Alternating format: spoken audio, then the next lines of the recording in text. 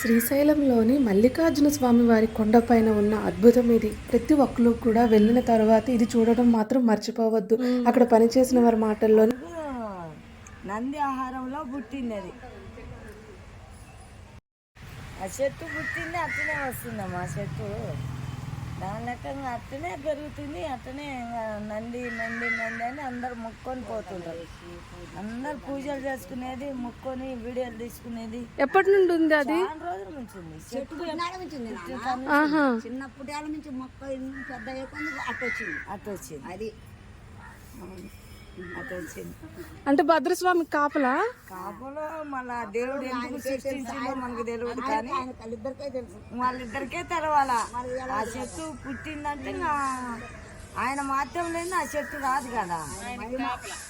చూశారు కదా ఈ అద్భుతం. మల్లన్న దర్శనం తరువాత భద్రస్వామి వారి దర్శనం చేయడం మర్చిపోవద్దు.